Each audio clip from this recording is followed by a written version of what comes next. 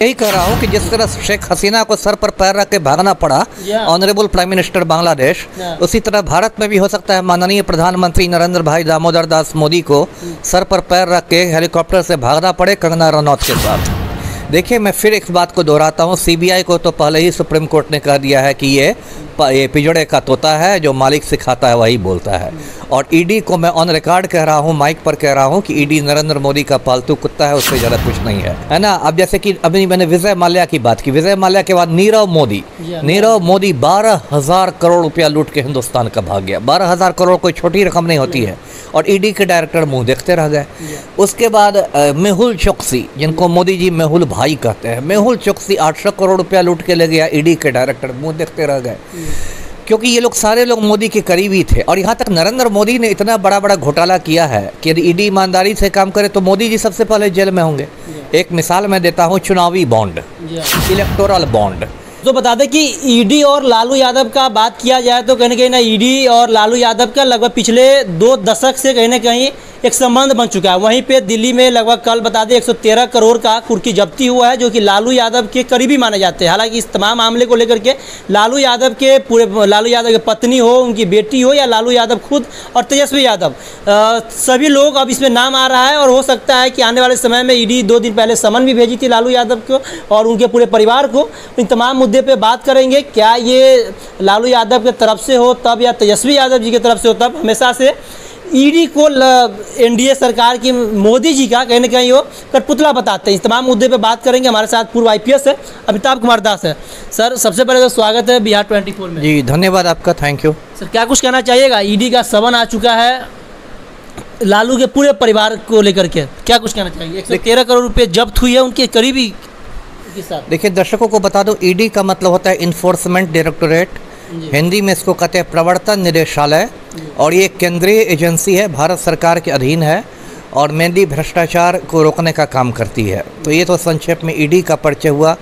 अब आपने कहा कि देखिए, ईडी की बहुत दिनों से जांच चल रही लालू परिवार पर, बहुत सारे ज़मीन के बदले नौकरी की। लालू जब रेल मंत्री थे तो उन्होंने ज़मीन लिखवा कर नौकरी दी, और ये सब बहुत सारे मामलों में ईडी ने आरोप पत्र दाखिल किया है दिल्ली के राउज एवेन्यू कोर्ट में, फिर पूरक आरोप पत्र दायर किया, बहुत सारा किया। देखिए, सब है सही, लेकिन देखिए ईडी के साथ सबसे बड़ा जो संकट है ना, वो उसकी विश्वसनीयता का संकट है ना। क्योंकि आम जनमानस में ये बात समा गई है कि ईडी जो है वो नरेंद्र मोदी के पालतू कुत्ते की तरह काम करता है।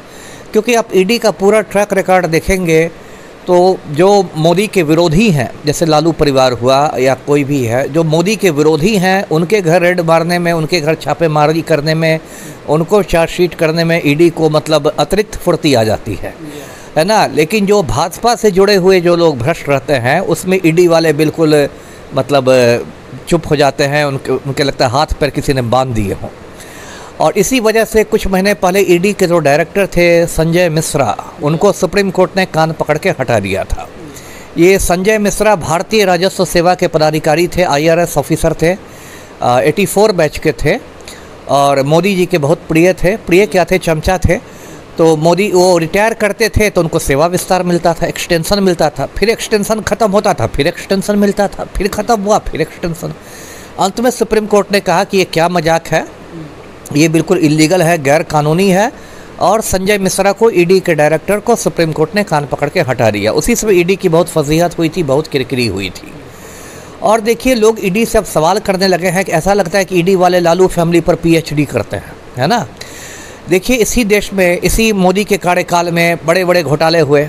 विजय माल्या लोगों को याद होगा, एक पूंजीपति था, राज्यसभा MP भी था। वो 5,000 करोड़ रुपया लूट के भाग गया देश का। 5,000 करोड़ कोई छोटी रकम नहीं होती है एक गरीब मुल्क में, है ना। और ईडी के डायरेक्टर साहब मुंह देखते रह गए, ईडी के स्पेशल डायरेक्टर मुंह देखते रह गए, ईडी के जॉइंट डायरेक्टर मुंह देखते रह गए।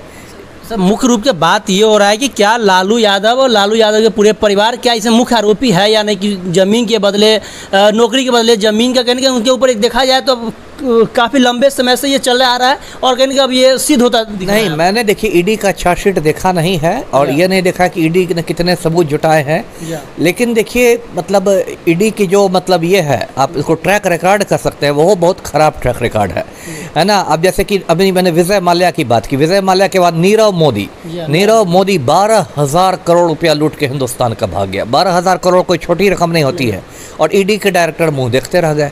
उसके बाद मेहुल चोकसी, जिनको मोदी जी मेहुल भाई कहते हैं, मेहुल चोकसी 800 करोड़ रुपया लूट के ले गया, ईडी के डायरेक्टर मुंह देखते रह गए, क्योंकि ये लोग सारे लोग मोदी के करीबी थे। और यहाँ तक नरेंद्र मोदी ने इतना बड़ा बड़ा घोटाला किया है कि यदि ईडी ईमानदारी से काम करे तो मोदी जी सबसे पहले जेल में होंगे।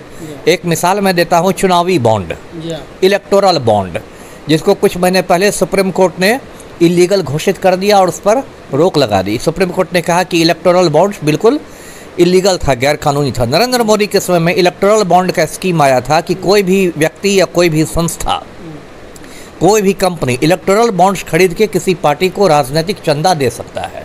और उस स्कीम के तहत भाजपा को, बीजेपी को सबसे ज़्यादा हज़ारों हज़ार करोड़ का चंदा मिला। और देखिए मोदी की नीयत कितनी खोटी थी कि उन्होंने कर दिया कि इसको आरटीआई से बाहर कर दिया। मतलब चुनावी बॉन्ड पर राइट टू इन्फॉर्मेशन लागू नहीं हो सकता, आप सूचना के अधिकार के तहत कोई सवाल नहीं कर सकते थे। और उसमें हज़ारों करोड़ का घोटाला करके नरेंद्र मोदी ने चंदा के बदले धंधा दिया। बहुत सारे कंपनियों से मतलब इलेक्टोरल बॉन्ड्स लिया गया और बहुत सारे कंपनियों को उसके बदले में सरकार के टेंडर दिए गए, ठेके दिए गए। तो यदि ईडी ईमानदारी से काम करती तो आज नरेंद्र मोदी तिहाड़ जेल में खिचड़ी खा रहे होते। लेकिन चूंकि ईडी जो है, जैसा मैंने कहा कि ईडी की निष्पक्षता ख़त्म हो गई है और वो मोदी का पालतू कुत्ता बन के काम कर रही है, तो इस वजह से ईडी क्या कर रही है। देखिए ईडी जितना ज़्यादा शिकंजा लालू परिवार पर कसेगी ना, लालू परिवार के प्रति सहानुभूति लोगों में उतनी ज़्यादा बढ़ेगी। देखा जाए तो उनके करीबी से लगभग 113 करोड़ की संपत्ति जब्त किया गया है। नहीं ठीक है, 113 करोड़ की जब्त किया, लेकिन विजय माल्या को ईडी ने क्यों नहीं गिरफ्तार किया? विजय माल्या सत्य हरिश्चंद्र के परदादा थे क्या? आप इस बात को मानते हैं कि लालू या लालू फैमिली ये जितना भी आरोप लगा रहे हैं कहने का ये सही है, कहने घोटाला वो लोग किए, इस बात को आप मानते हैं? मैंने कहा ना कि मैंने सबूत नहीं देखा है, इसलिए बिना सबूत देखे मैं कैसे कह दूं। मुझे तो जो बातें मालूम हुई है वो मीडिया के थ्रू मालूम हुई, जैसे अभी आप बता रहे हैं। मैंने ईडी के कागज़ पत्र ना देखे हैं, ना ईडी ने मुझे दिखलाए हैं सबूत, इसलिए बिना देखे मैं क्या बोल सकता हूं। लेकिन ये बात मैं कहूँगा कि ईडी यदि ईमानदारी से काम करे तो नरेंद्र मोदी को तिहाड़ जेल के भीतर होना चाहिए। देखा जाए तो उनका अपना 3 करीबी है जिनके घर से 113 करोड़ रुपए की संपत्ति कुर्की की है और वो सभी लोग लालू एंड उनके फैमिली के करीबी माने जाते हैं। और इनमें समन कहीं ना कहीं लालू प्रसाद यादव, उनकी पत्नी राबड़ी देवी, बेटा तेजस्वी यादव, बेटी मीसा भारती और कुछ अन्य बच्चों का भी नाम शामिल है। सर तो ईडी से पूछा जाए कि इलेक्टोरल बॉन्ड घोटाले में नरेंद्र मोदी को कब सम्मन भेजा जा रहा है ना? यदि ईडी के जो भी ईडी सेंट्रल एजेंसी है उसको निष्पक्ष होकर काम करना चाहिए ना। बीजेपी की विंग ने ना है, ईडी तो ऐसे काम कर रही है लगता है वो भारतीय जनता पार्टी की कोई शाखा हो। तो ईडी से पूछा जाए कि भाई चुनावी बॉन्ड में मोदी जी को कब सम्मन भेजा जा रहा है, चुनावी बॉन्ड में मोदी जी को कब मतलब पूछताछ के लिए बुलाया जा रहा है ईडी दफ्तर में, या ईडी मान चुकी है कि मोदी जी को तो देश को लूटने का लाइसेंस प्राप्त है, तो वो भी ईडी हमें बता दें। अच्छा, फिर से आते इसी पे, एक ईडी के द्वारा एक दावा किया गया है जिसमें यह कहा जा रहा है कि एजेंसी ने इस मामले में मार्च में तलाशी ली थी, जिसमें मार्च में तलाशी ली थी और निवेशकों के पैसे का उपयोग करके विदेश में लगभग 200 करोड़ रुपए के निवेश से संबंधित दस्तावेज बरामद करने का भी दावा किया था। पहली बात तो ईडी में ऐसा नहीं कि सत्य हरिश्चंद्र लोग बैठे हुए हैं। ईडी तो मैंने कहा कि मोदी के पालतू कुत्ता है, जो मोदी हुक्म देगा वही ईडी वाले बोलेंगे। और ईडी से ये पूछे कि गौतम अडानी ने जो हज़ारों करोड़ का घोटाला किया है, जिस पर पूरा अमेरिका की हिंडनबर्ग रिपोर्ट आ गई, हिंडनबर्ग रिपोर्ट ने सैकड़ों पन्नों की रिपोर्ट दी हिंडनबर्ग ने, उस पर ईडी ने कुछ संज्ञान लिया है कि नहीं।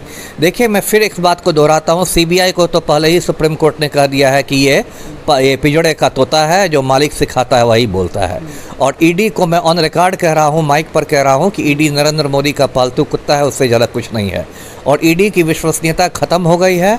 और जिस तरह से बांग्लादेश में प्रधानमंत्री के विरुद्ध जन क्रांति हुई, वैसी ही घटनाएं भारत में भी हो सकती हैं। जी चलिए, तो हमारे साथ पूर्व आईपीएस अमिताभ कुमार दास सर थे और साफ तौर पे इनका कहना था, ऑन कैमरा कह रहे थे कि ईडी जो है, जो कि नरेंद्र मोदी का पालतू कुत्ता है। हालांकि जिस तरीके से बांग्लादेश में लोगों ने जिस तरीके से विरोध किया, उसी तरीके हो सकता है आने वाले समय में इंडिया में भी किया जाएगा। क्या कुछ ये कह रहे हैं सर? जी यही कह रहा हूँ कि जिस तरह शेख हसीना को सर पर पैर रख के भागना पड़ा ऑनरेबल प्राइम मिनिस्टर बांग्लादेश, उसी तरह भारत में भी हो सकता है माननीय प्रधानमंत्री नरेंद्र भाई दामोदर दास मोदी को सर पर पैर रख के हेलीकॉप्टर से भागना पड़े कंगना रनौत के साथ।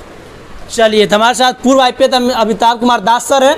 फिर से ये बात कह रहे हैं कि इस बार जिस तरीके से शेख हसीना बांग्लादेश छोड़ के भाग गई, उसी तरीके से बिहार के देश के प्रधानमंत्री मोदी जी उनको भी देश छोड़ के भागना पड़ेगा और साथ ही साथ कंगना रनौत के साथ भागना पड़ेगा। हालांकि आपका क्या कुछ राय इन तमाम मामलों में जरूर कमेंट बॉक्स के माध्यम से बताइएगा।